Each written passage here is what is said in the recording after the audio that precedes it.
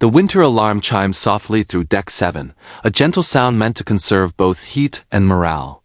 Outside the viewport, the stars were sharp and cold, scattered like frost across black glass. Inside the exploration vessel Wayfarer's Promise, the temperature had dropped to survival minimums after a micrometeor strike crippled half the thermal grid. The alien delegation had retreated to their insulated chambers, everyone, that is, except for the Cubs. They padded into the galley just after shift change, 6 of them in mismatched scarves and borrowed boots. Their species name was unpronounceable to human tongues, so the crew simply called them Cubs.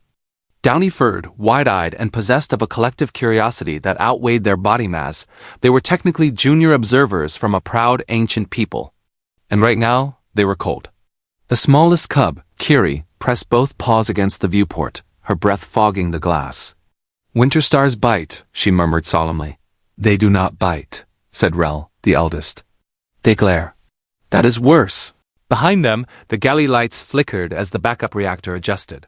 Human engineer Mara Holt stepped inside, shoulders hunched in a thermal jacket, her hair tied up in a careless knot. She stopped short when she saw them clustered around the inactive beverage station. "What are you all doing up here?" she asked gently. "Your quarters are warmer." Rel turned, his ears flattening in embarrassment. "We were seeking heat." Mara's gaze dropped to the Cub's trembling paws. The galley wasn't much warmer than the corridors, but it had one advantage, a human appliance older than half the ship's systems. "The kettle." Mara smiled. "All right," she said, rolling up her sleeves. "Who wants tea?" The Cubs exchanged glances. Tea was a human ritual, half science and half superstition. They had seen humans drink it after battles, during celebrations, and in moments of quiet grief. It was rumored to stabilize emotions, warm blood, and according to one marine fix, almost anything. "Yes," Kiri said instantly. "We want that." Mara moved to the counter and tapped the kettle's manual ignition. The galley's power grid was too unstable for automated heating, but the kettle ran on a self-contained induction loop, human redundancy at its finest. As the water began to warm, the Cubs climbed onto stools, their tails flicking with anticipation. "What kind?" Mara asked. Rel tilted his head. "There are kinds." "Oh yeah," Mara said. "Lots of kinds." She opened a small locker and pulled out a tin. Then another, and another. The Cubs watched in awe as she lined them up. Black tea, green tea, chamomile, mint, and something labeled spiced winter blend in handwritten marker. "That one," Kiri said, pointing. Mara laughed. "Good choice." As the kettle whistled, the Cubs leaned closer, their fur puffing from the warmth. Steam rose like a living thing, curling toward the ceiling. "You do this in winter?" Rel asked. "Every winter," Mara replied. "On Earth, winter's long, dark. The cold gets into your bones if you let it. And tea stops it?" Another Cub asked. "Doesn't stop it," Mara said, pouring hot water into a pot. "But it helps you stand up to it." She handed out mugs human-sized, far too big for them. The Cubs wrapped both paws around them, their eyes widening as warmth seeped through ceramic and fur. Kiri took a cautious sip. Her ears perked straight up. "It is—" She paused, searching for the right word. "Gentle. That's chamomile and spice," Mara said. "Good for cold nights." Rel sipped more carefully, then nodded in approval. "It tastes like— staying." Mara blinked. "Staying? Yes," Rel said firmly. "Like when one does not leave." Just then, the ship shuddered, a deep vibration through the hull. Somewhere far below, a bulkhead sealed. The Cubs stiffened, but the warmth in their mugs seemed to steady them. Mara leaned against the counter. "We'll be all right," she said. "This ship's tough." "Humans build things assuming they'll break. You assume failure?" Kiri asked. "We plan for it," Mara corrected. "Big difference." The Cubs considered this as they drank. Minutes passed.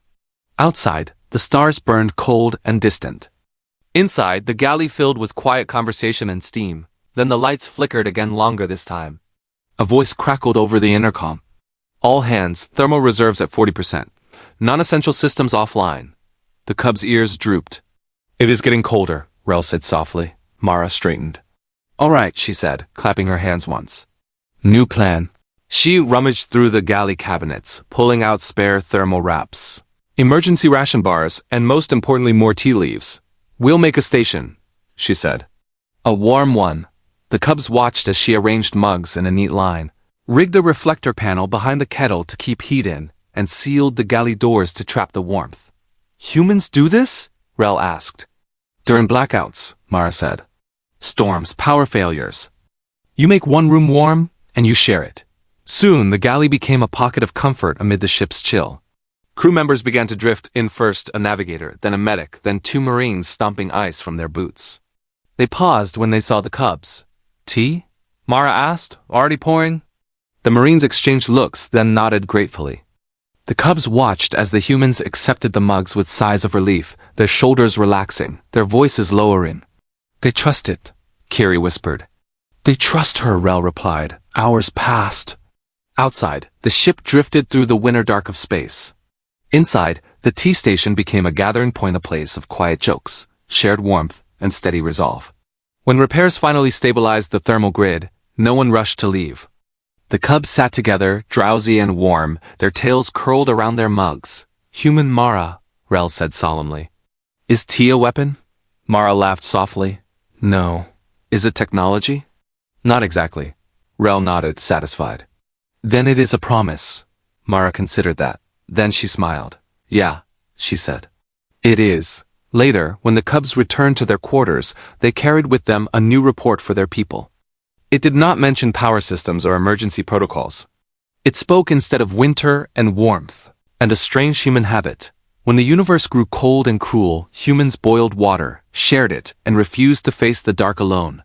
And among the stars, the cubs decided that was the most dangerous thing of all. Thanks for listening to the story.